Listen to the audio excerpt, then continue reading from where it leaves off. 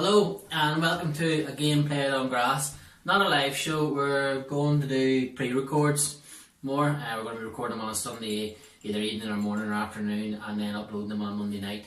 We're going to try and focus on getting you to come to our YouTube page and generate our YouTube page and get it going, because that's what we really primarily want to work on and focus on. So thanks for tuning in, thanks for watching. It's about, what is it, an hour and 20 minutes after Liverpool against Man City. So quite fresh. Very Which is what we fresh. like as well. We want, genuine reactions instead of trying to remember the match. When we film, we used to film maybe on a Monday night or a Tuesday night. Now it's going to be the weekend where the games are played. Maybe a Saturday night, as you say, Sunday morning. Because it's fresh in our minds. What we're thinking about it. I'll start personally from a neutral point of view, because we're coming from different perspectives. You're obviously highly involved in the game. Thought it played quite well, actually.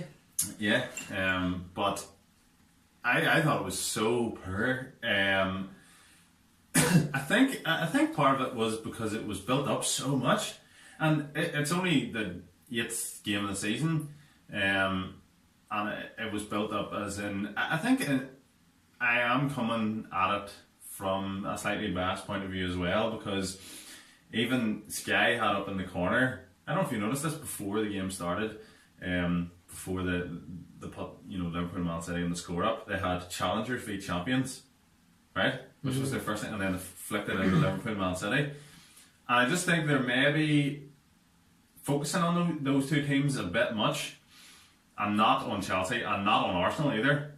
Arsenal only 2 points behind now, and again it's so early. Arsenal are just developing in Emery's way, and I know they haven't played anyone of note, and anyone that did play at the start of the season, they were maybe caught cold playing Chelsea and playing Man City the first 2 games of the season. Yeah. But they look like they're developing. Chelsea's certainly developing under the radar completely. Spurs have yet to see them rally like they're going to have a period, I'm sure, this season. And there's Bournemouth. Yeah, and there's Bournemouth 5th,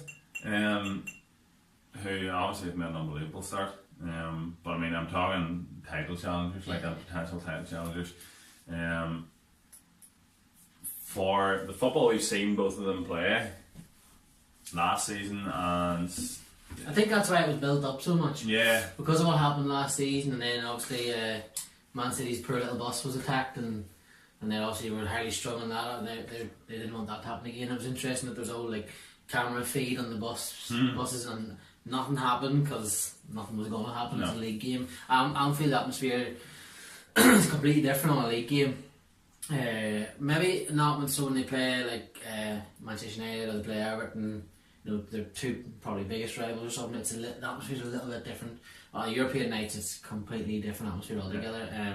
But yeah, no, I understand. I didn't even notice that. I wasn't paying that much attention, obviously, to that. Like, it was probably just it was after the first 15 minutes, I was probably just screaming at the screen for it to stop because Man City clicked into it. But I do understand where you come from. That it wasn't as a neutral. as a neutral, I think wouldn't have been that like. as a neutral, I think I was looking game. forward to it. Yeah.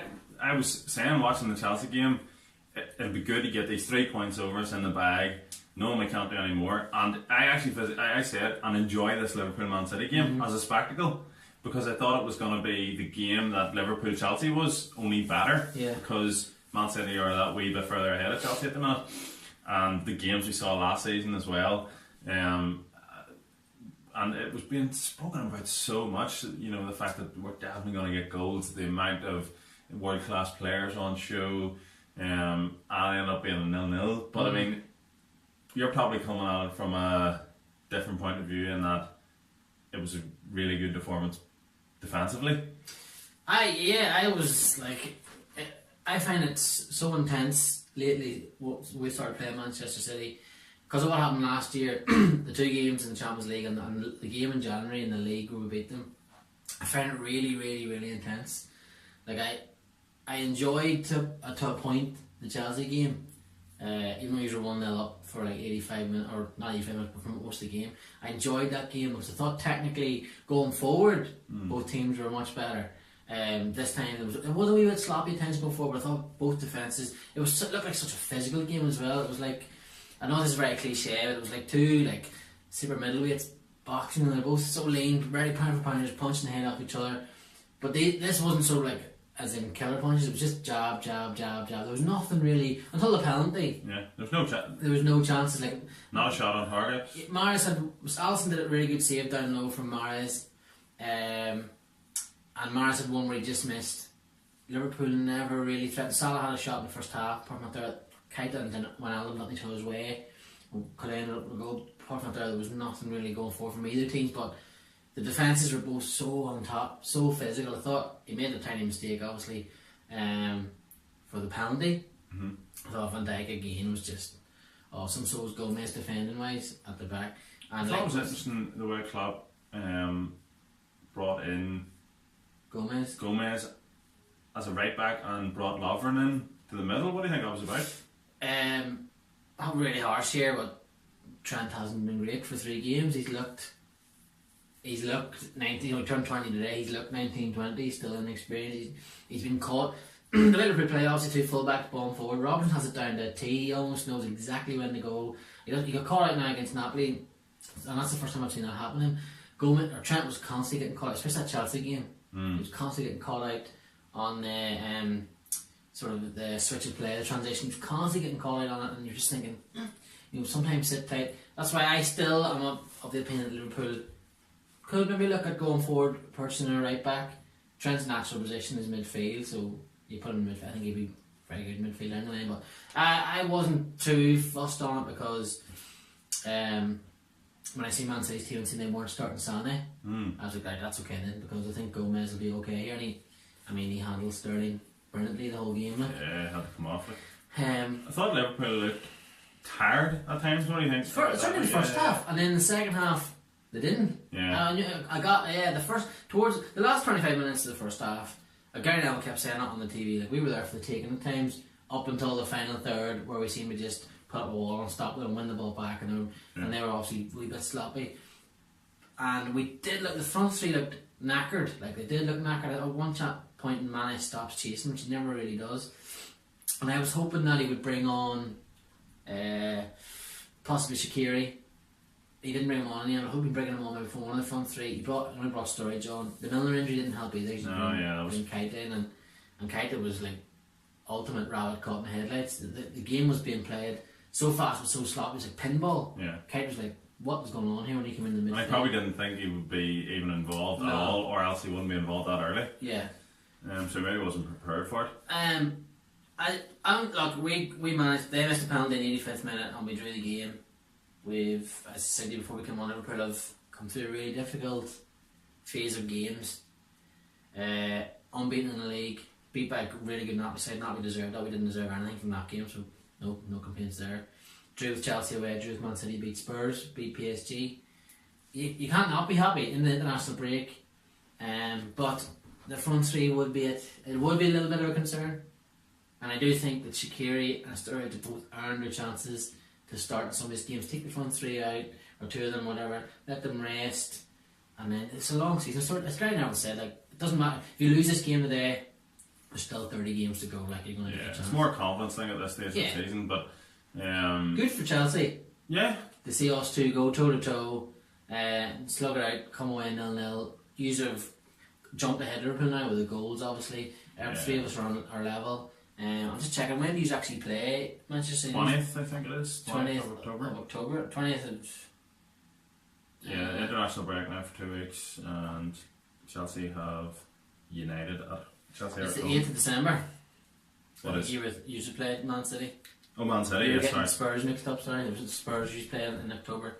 Or November, sorry. No, we play United first game after the... That's it, sorry, yeah, sorry, yes. After the international break. Which would be good to see. It's another wee test. Is that at home? Because Chelsea are at home, yeah. And previously I had said that United will wait until that game to sack Jose, which I still think might happen. Because I think after that game, United have still Juventus twice, and they don't want to leave this part of the season, the next part of the season, to Jose if they think he's not going to be there after Christmas. But in terms of Chelsea, very happy at the minute. They look like they're not even playing their best, which is good. And to go away to Southampton is a difficult place to go. Hazard's just firing at all cylinders at the minute. Pedro coming back from an injury, came back on and he was impressive. Giroud looks very good. Morata scored again, which is really important. He's such a confidence player. Such a confidence player if I've ever seen one. He scored 3 more goals than Giroud this year. Yeah, Giroud hasn't scored, but he's so instrumental in making Hazard work. He's like he's just a pivot or point of Yeah, contact, so to speak, isn't he? he's like a wall that Hazard plays the ball off and gets it back. Yeah. He is. He really is like that, and he's so good at being that wall. He's so good at even wee balls in around the corner, just laying things back off again. He lets Hazard be his best. He really does. Morata not quite, but Morata's probably more of a natural goal scorer than Giroud is. He missed a chance, Morata, when he came on, but then he got his goal and looked happier than he did. He looked more relieved midweek when he scored in the Europa League, but he looked happier. I'm sorry to say it, he's going to work with him, and he's going to. He knows he's going to get better and he's going to score more goals. So hopefully that happens, because I can't remember, was it Souness maybe said that Chelsea are definitely challengers, they're just missing a goal scoring centre forward. And Morata has been that in his career, previously. The amount of experience he's had with Juventus and Real Madrid, being in how many European Cup finals, and the runs he's had, but defensively is where Chelsea look back to their best. They've started with the same back four this whole Premier League campaign. Rudiger and Luiz look so solid, and Alonso, the worry about him was that he wouldn't adapt to a back four, but so far it seems to have worked. He hasn't changed them. He hasn't played any Europa League games, so he's getting his rest there. Zappacosta's been playing and Moses is coming in at times too, but Azpilicueta and Alonso are still allowed to go in Sarri's back four, but Jorginho is so important as well. Again today, he's he the was king. unbelievable. Hazard's the king, as in going forward and wins your games, but yeah. Hazard does that for Chelsea anyway, and has been doing that. I think he's gone up a level off this year in Hazard, but Jorginho has just been that one game against West Ham where he just looked completely knackered. Happens but then when he came in against Liverpool, that midfield, Chelsea had Kovacic and Kante and Jorginho. Awesome. Yeah, and Barkley played today instead of Kovacic and was very good. Looks like the English hero that people were talking about in Ross Barkley. It's good to see him get a bit of form, and there's a very good footballer in there. He's fit, he's so fit, and got his goal today, his first Chelsea goal. But what I was saying about Jorginho was, I think he's the most touches and the most passes completed in the Premier League this season, both. It was Alan Smith said that he's Sarri's brain on the pitch, which I thought was brilliant. I would suggest that Sarri, when he was coming to Chelsea, said, I'm coming as long as I can bring Jorginho, because he knows he can base everything in around him. You can see Jorginho pointing and giving instruction all the time. Did you hear Craig Bellamy about him? They're talking about Liverpool, and they're saying Craig Bellamy obviously joined Liverpool, and he came back again on the Douglas and Henderson reserve, so he's very fond of Jordan Henderson, and he was saying I really love the kid and he's a good player and I love his energy and stuff, but sometimes he's just too fond of either going sidewards or backwards, and it doesn't fire enough forward, and he doesn't give the defence enough, he doesn't drop in enough, which I think is sort of fair to a point sometimes of Henderson. Henderson will pass a really good ball forward, but he won't get the products for it, whereas another player, everybody loving it, but that's a different argument. But he said that Jorginho's that one at Chelsea where he'll drop in and he lets them two centre halves, either one of them come out with the ball, they'll pull a bit wider, and then the fullbacks will push forward. And it is really interesting that he's doing that, and you're saying that he's the brain on the pitch. And when you said that to me, I was thinking, I'm hoping Fabinho gets these next 2 weeks off where Klopp can work on him, and I'd like to see him in the Liverpool, not don't want to bring him back to Liverpool, but him in the Liverpool's midfield now and doing that, because that's what Liverpool lack.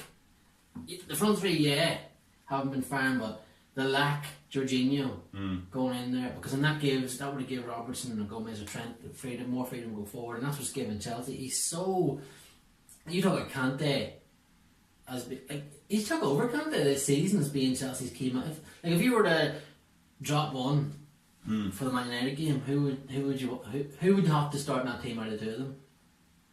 Jorginho. Yeah, he would. And like that's 9 games, 9 league games. Yeah, but it is because implementing that new style, he's so important to it. He's unbelievably important to it, and Kante is still so important. I mean, he was very good today. Kante making interceptions, and there's a new element to his game now where he bumps forward and he joins in, which is great because he's a type of intelligent player who can take on this new stuff.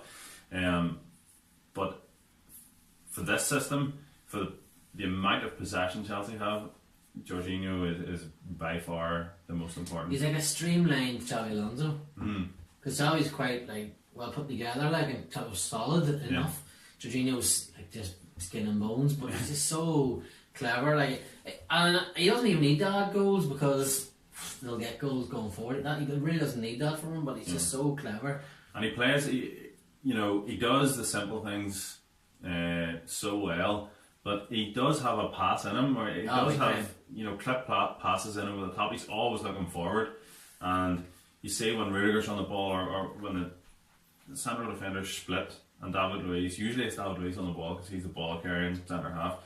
Jorginho's looking around for a pass for him, and then he's telling him, pass it there or give it back to me, and he's really good to watch. If you're ever watching a Chelsea game, just watch him for 5 minutes. See the amount of you can see why Pep wanted to get him. Yeah. And they said he missed that today at times. Yeah. I know Carragher was talking about how well David Silva was playing in number 10. I think Carragher was really overdoing that at times. I don't think Silva was.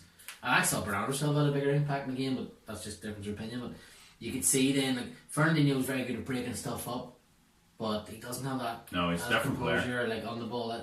And he's very good for it. He's brilliant. He's world class. But Jorginho's just a little bit past him, a little bit more clever. Yeah, it's more polished. And you can see why Man City wanted to break the bank at him. And thankfully they didn't. Yeah. Because that would not have been great. But listen, as you said, all 3 of the top 3 now defences look really good. Yeah. Which I'm absolutely buzzing about, because that hasn't happened to me before since Rafa left. And then Arsenal are coming through. We should talk about Arsenal here, because that's 9 games in a row they've won now. They've played 2 Europa League teams. 2 teams in Europa League. And they are Europa League teams. Yeah. No disrespect. No. Arsenal can only beat who's in front of them. Yeah. They beat Fulham, swept aside Fulham today quite easily. I know people were thinking, I was one of them, this Fulham team are going to they're a decent side to put together. They look at times, maybe not so much today, but at times they look this season horrendous. Yeah. But there's something, this not right, players aren't adapting quick enough to the Premier League. They're conceding a lot of goals. A lot of conceded goals. The most goals in the Premier League this It's season. a worry, they look like they're going to go down. And with teams like Huddersfield and Cardiff who do ship goals too, and you're above them and conceding goals, there's a problem. They have Mitro. They have some unbelievable attacking players, and you think of Suri, Shirley, the likes of Mitrovic. They've signed, just broke your chair. It's okay. They signed some good players, but... Yeah, they've signed massively, but again, it could be that issue where you sign too many, and they haven't kept core of the squad that came up from the Championship, which is kind of what Wolves did keep a core, because they already had all those players in the Championship who were nearly too good for the Championship, and you see that they have jailed throughout last season, and now they're added the likes of Moutinho and Raul Jimenez. Just added wee bits and pieces to bring up the overall quality, but Fulham's tried to do that all last summer, and you can see that they're finding it hard to adjust. But Arsenal, going forward, Arsenal look really, really good. Yeah, they do. Really, really It must be exciting times for an Arsenal fan. You think you've had that amount of time under Wenger, and it's all it had. What it was always the same for maybe 8-9 seasons. Nice football times, some really impressive results, but never. I suppose we don't know yet, but could be the same under Emery, where they don't win anything, or they don't properly challenge for the title. But it's so early, and the signs look good. I think Yeah, I like that, Emery, and his Sevilla team in the second half in the Europa League against Liverpool were awesome, and they swept us away. It was 3-1. I think he'll do what he has done at the likes of Sevilla and other teams where he's managed to get them to play some really attacking football, but just fell short. And by that I mean I know they're fourth now. I don't think they'll finish in the top four. I don't. And that's nothing nasty against Arsenal. I like watching them going forward. I think going forward they're really good. Everything behind, I think when it comes to crunch, can against the better teams, and I mean all the top six, I think they can get beaten in behind. I think that's their worry. I don't think they're really strong enough defensively. But the goal that Ramsey scored today was absolutely sublime. They won't do that against the bigger teams, the better teams, because nobody's going to give them as much space. Yeah. You'd like to think if they're playing either of our teams or Tottenham or Man United or City or whatever, and Bellerin decides to flick it, and then Lacazette decides to flick it, and then Bellerin decides to flick it again. That's going to get stopped at some point by someone there. And that was at what, 3-1, was it? That made it 3-1, yeah. And Fulham were starting to peter off at that point anyway. But Arsenal are also conceding goals. There was a time, it was one each at half time, I think. There was a time in the first half where Fulham did rally a wee bit, and there are certain players, and especially in the Arsenal back four, they haven't really nailed down a starting back four. They haven't really nailed down. I mean, Touré should be. I really like him from the start, yeah. And he should have earned his starting place by now. I know they have Guendouzi as well, who's trying to get back into that starting 11 for the Premier League. But their back four doesn't look as strong as the three in front of them in the league at the minute, I don't think. And that would, I think you're right. Tottenham's is better too. I think that would be your concern if you're an Arsenal fan. And it's not Emery's fault. I mean, he needs time to work on it, and maybe we'll see him go in to the market in January again. But Leno is also a little bit of a concern, I think. He hasn't looked assured as Alisson has or Kepa has coming in. Kepa made a couple of brilliant saves again today after not being tested for 70 minutes or something.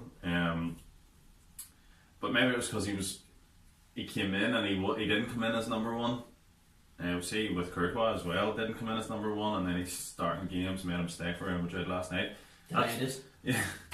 Well, I don't like him. That's bound to play on you a little bit if a club's paying a good bit amount of money for you. You need to have safe hands. After maybe the manager saw a couple of training sessions, he didn't quite fancy him. He stuck with Czech, which could be going with experience or whatever. But Leno's bound to be thinking, am I the number one here? Am I not good enough to start yet? And is there things I need to improve on? What is it? And that'll be playing on his mind whereas if he came in and he was the number one from the word go, you've confidence straight away in yourself. I'm good enough to be here, and us as a team can go and challenge for the Premier League. So there's a few little issues I think still at Arsenal, but as I say, I think we'll see where they're really at when they play, the big five, big six, and behind them. And they may get tired after Europa League games. I don't know how. I know they play Sporting twice now in Europa League. Yeah, which is our bigger test than they have been previously, and they've been playing some youngsters, but they haven't rested their entire Premier League starting 11.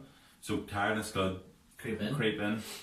I think we definitely saw it with Liverpool and probably Man City as well today. Sloppiness in the final third. I thought it was a real issue, especially Liverpool. They're used to that 100% high press. That I think the running games is caught up with them. Yeah, fair enough. I'm delighted that there's actually an international break for once. Yeah, and you'll be probably happy with where they're at in terms of results from those games. Liverpool haven't played well. They haven't really played well this season at all so far. 8 games in to their potential. The PSG game, It's been our best performance, I think. Yeah. Beat West Ham first game of the season was quite good actually. Apart from that, I haven't hit the ground running. And they joined top. You know what I mean? Like Arsenal can be really happy. Beat the first 2 games, then they went on a bounce, now only 2 points off top. Everybody's talking about Spurs not looking as strong. They're also only 2 points. The Premier League, like the top 5 now, like, it's really exciting. It's only 2 points separating. Like, if this keeps up until say March, we'll all have heart attacks. Yeah, and actually, no, it's because probably nobody has lit it up. Like, no, Man City haven't lit it up yet either. That Chelsea Man City game is going to be, could be biblical. It could be so massive in terms of what way it goes. Because a little bit later on in the season, the first time either of them could land blowing each other. See where they're at that stage, and it could be. Unfortunately, there will be a Belgian back from Man City, who he was rumoured he's going to make his appearance today, and I did not like that rumour at all. Thankfully, he didn't because they missed him. Yeah, they did. You can see there is the 2 Silvas are in there, but they're not. They don't have the same impact he does. He is like. He's kind of like what I would say is as close to Pep's brain on the pitch. Just quoting that comment from earlier about Jorginho. Only he's much more capable attacking wise. When City get into those areas, you can see it's him making the wee runs or pointing where he wants the ball, etc. etc. When he's there and David Silva's there, I think you see the best of David Silva. And so I'd say that's perhaps 2 main guys. The 2 of them together, and Fernandinho behind it. And Bernardo Silva will get that because he's only like 21, 22, something stupid. But I know what you mean, yeah. And that they did miss him today, like they did miss him going forward. And they lack the legs in midfield as well at times. But then Spurs got a win against Cardiff yesterday. 1-0 it wasn't an unreal performance from Spurs. Again, like not lighting it up yet. No. The thing with Spurs is they come off of a very difficult game against Messi.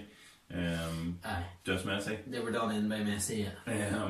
Midweek, and they're missing players too. They have 5 or 6 injuries like out of their first starting 11, which is massive. Like it really is, and it was probably important for them still to get that result after defeating the Champions League. But again, it's with Spurs is there's no recruitment in summer. Like I keep coming back to it. Like, and this is the prime example of when you would need players who can come in and start, Champions League games. So you need that quality when you're going to be playing. Are they happy enough to finish in the top 4 again? We've been speaking about Man City and Liverpool from the start of the season, and fair enough, you can see why, but this should be Spurs time too. Spurs have had enough years as a squad for this to be the season that they should be going for the Premier League. Exactly. That's what I was going to say next. This should be the year where Spurs are right. It's all or bust now. Yeah. Let's go for it. Like let's go and try and win this Premier League because they've been so close. The season Leicester won it, which you could argue they haven't really got over yet. Yeah, maybe. Still wounds, like, do you know what I mean? And then, obviously, then yourselves won it. Man City won it, whereas Spurs at times looked like we could be the next challenger, and then obviously we came through, and Manchester United ran them very close, or ran City closer than anyone last year. Obviously, they've dropped off the face of the earth by the looks of it. But yeah, Spurs, they're a weird one, like, because on paper, you're like, that is a tasty team. And then just at times they just seem to let you down. There's just, I don't know what it is, and the defence just doesn't seem to be as good. I'm not talking about the Messi game because they got a few times. It's an anomaly, really. Like. There's just other times just having, against ourselves, they're all over the shop. Yeah. Against Liverpool at Wembley. Oh, they've been really, really bad performance from Spurs. They're really sloppy, missing tackles, passes were going astray. It just wasn't what Pochettino was used to. Now they beat Man United 3-0 and they look very secure, but they're trying to find that consistency at Spurs. Yeah, it's not really that's not really telling you where you're at. It's not really a marker for what your team is doing this season. Mm-hmm. Is beating Man United 3-0. I don't mean anything bad on United by that, but United were in a and maybe it's turned around with that result against Newcastle, which we maybe mentioned, but Yeah,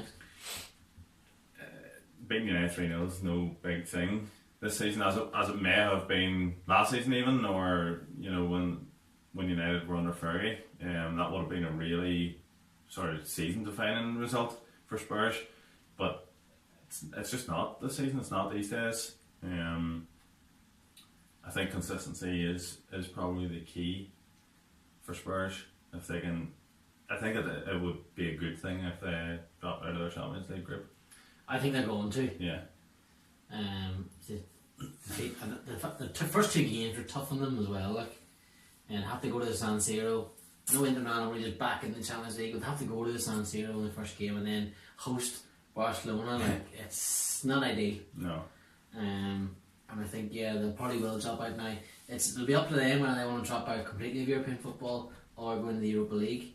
Which may harm them even more with the squad that they have. They don't have the squad to cope with Thursday, Sundays. Both Arsenal and Chelsea are better equipped. I'm not saying they're properly fully equipped, but they're better equipped than Spurs to deal with European football. Yeah. And after Spurs' last couple of seasons, they should be...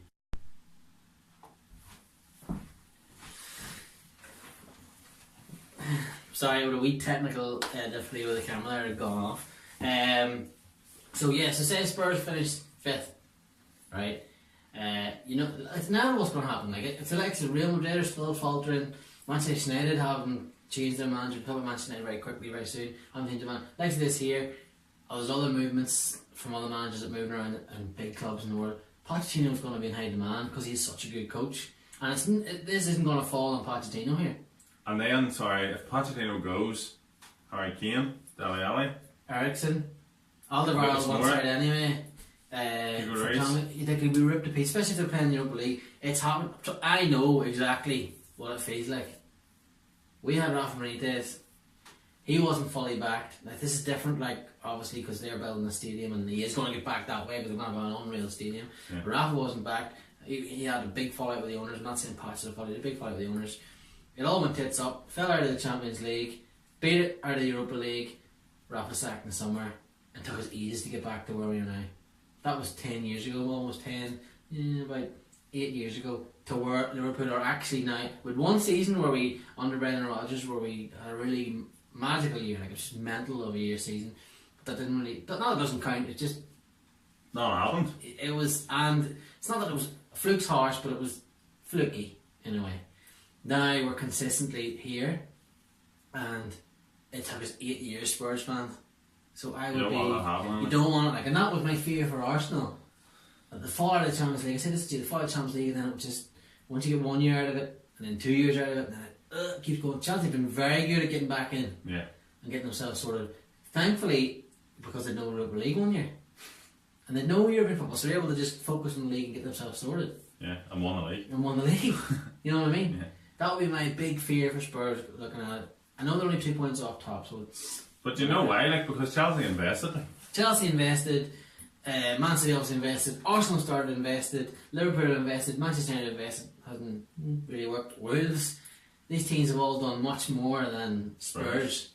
I would be very worried if I was a Spurs fan in it. I would be a wee bit this mightn't look good. And fans who may also be worried are United fans. Yes. They did a good win yesterday, unfortunately for poor Rafa. He was done in the end, but it was coming because the second half Manchester United up the game were much better. Once United scored one, it looked like they were going to at least draw and win the game. The dreaded, terrific Fergie days. Yeah. Those horrible days of my life where you just knew what was coming. And it's so, you're consuming it all the time. To be watching the scores at 4:30, 4:45 on Saturday, and United haven't scored yet, but there's the goal, and it was coming, it was coming. Yeah. And that's what, as a United fan, that's what you want your team to go back to, is that nearly psychological edge that the other team they know for a fact they're going to score. They know for a fact they're going to, if it's 1-0 to them or if it's 0-0, they know United are going to get the winner, and they know they're going to get 2 late goals if they're winning, and that's what they want to go back to. But apart from that result on Saturday night, it hasn't been like that, and obviously the reports came out about Jose Friday night, that he was going to be sacked no matter what this weekend. So far, we haven't heard anything. But it's worrying times. It's stuff like that in the past Mourinho hasn't solved.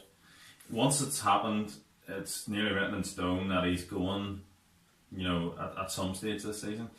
He's not one for making friends again or making amends or apologising. Nope. And you don't know what's going on behind the scenes. But He called it it looks manhunt, didn't he? Yeah. He said in his interview that if it rains in London, it's his fault. And he's the victim, and yeah. Rio Ferdinand burst out laughing, didn't he? Yeah. To a certain extent, and I'm not sympathising with him, but I know what he's talking about in that journalists and the media love stories about Jose. They love, and it's because he gives them a reaction. It's because he always says something that's, what does he mean by that? Or it's a real. He loves it too. Yeah. It's a two-way street, and it's not that they're picking on him. It's just that he's in the headlines. They love to write stories about him because he'll pick up on journalist stories. And he said last week, he goes, "Why don't you ask that guy? It was him who wrote it." You can't see other managers, doing stuff like that or saying things like that. I must admit, I did enjoy that one because it was Neil Custis from The Sun, who's an idiot. Yeah. So, and he said, "You tapped my phone," and Custis went really, really awkward. It was all like, "Oh, you caught me." That sort of way. So I do know that he will. This is the sort of thing that it's why they focus on him, not picking on him. I think he gets to a point, Jose, especially two spells at Chelsea, where he is the darling of the media. Chelsea are winning and they're flying and they're winning leagues or whatever, and everyone's like, "Wow, Jose is." Especially when he came back second, it's like, "Jose is back. This is brilliant. We have our special. He's home. Back. He's a genius. He's home. We have our special back." And that one's sour. Then he's gone to United, and straight away at United, it hasn't clicked just as well. He hasn't been helped by the fact that Pep Guardiola's arrived and has beat him out the park. And he's just constantly been sour, and then the fallout with Pogba, and it's just constantly, and he gets to this point where he just gets himself into a really, really, in that corner where he can't get himself out. The only way to get out is just to start a fire and just leave. Yeah. And I know they won yesterday at Manchester United, and it was a really good comeback, and Mada was brilliant when he came on. Anthony Martial got a goal which he deserved. I thought he was very good when he was playing, when he had the ball at his feet or whatever. At the back, they were horrendous. Yeah, for the first half. But the thing as well is these players didn't start. Why is Mata coming on after 18 minutes? I know it's because they were down 2-0, but why didn't you start with this game plan? You're at home, you're at Old Trafford, you're one of the big teams. Yeah. You're one of the biggest teams in the world. Why do you feel the need to start with basically what was a back five or something? And against a team that has them and Cardiff are fighting out to be the worst team in the league. Yeah. Why do you not, put your dominance onto them from the word go? United should be striding out before kick off, chest out, head up. Look at us, we're Manchester United, you're playing at Old Trafford, you're in Newcastle, you have 2 points, you're getting done in today, lads, no harm to you. Yeah. None of that. But yet it was as if he tried to make some weird point with McTominay playing centre back and having to bring Bailly off after 18 minutes, which is embarrassing for the player. And it's almost as if Jose was glad that he didn't have, because he said, previously that Bailly's not, the right quality or something, or he said something to that effect, even though he signed him. But I think Eric Bailly's a really good player. He's lacking a bit of confidence, and obviously not getting it from that manager. But he's trying to play, he will find his target that he can pin this all on, and he'll go for them. He tried it on Pogba, and that all happened, and then he realised, oh, hang on, no, that's not going to work. It'll be someone else next. I do think Manchester United get rid of him. I don't think he'll be there for the turn of the year. I don't think. I might be wrong here. I don't think they'll turn it around enough to get anywhere close to the challenge in the top four. I think Manchester United are in trouble trying to catch the top four this year. The thing that worries the fans, speaking to them as well, is if they do let Jose go, who do they get in? People are saying Zidane, but is Zidane going to come? Does he find it an attractive proposition? Not at the minute. I mean, the squad's good, but it's not what he had at Real Madrid. It's nowhere near it. And The world class player in that squad is David De Gea. Yeah, true. The Daniel want more than that, like. Yeah. And there's a couple, like, I mean, They wonon't be getting They Bale need if to Dan be- goes. they need to be doing it consistently, but Yeah. there's a couple who have the talent. Like, when you look at Lukaku, Pogba, Spain, the defence needs sorting. Mourinho hasn't signed the right players. Pogba is a world class talent, but I need a really good World Cup. But he's had this kind of start of the season where I wouldn't have him still in the world class bracket. Like, and I only have and you only should have 11 players in that bracket, and Pogba's not one of them. Yeah. No, certainly not doing it. Not at the minute. No, he's not. He can be. Certainly, he can be. Like when he wants to be, he can absolutely dominate games. We just I haven't seen enough. Like everyone said it. Like for Martial's goal, that little flick. Yeah, And love he it. did it for Fred last week against Wolves. That little flick. That's what you want to see more of Paul Pogba. But the thing as well is, I know we're winding up, but as much as yes, it was a win, and it was a good comeback, it was a good atmosphere at Old Trafford, all the rest, the stuff that they want to be seeing. Valencia wasn't in the squad, and he's the club captain, and it's because there was some issue with an Instagram post that he liked about Jose. He liked without reading the context of it. Yeah, which is what he said. Yeah. But then he's left out of the squad completely, and he's not injured. So that is a problem. That's a big problem. There's a big problem with United. There is, it's weird, like, to see them like this. It is weird. I'm not saying it's not nice. It is nice, but it's weird, like, to see them. I'm only joking. It's not nice. It is weird to see them like this because you're not used to it. No. And you don't, like, Gary Neville was brilliant on Friday night when he talked about how the rumours came out, and he made the point. This doesn't come out about Manchester United, about Mourinho being sacked, unless there's something in it.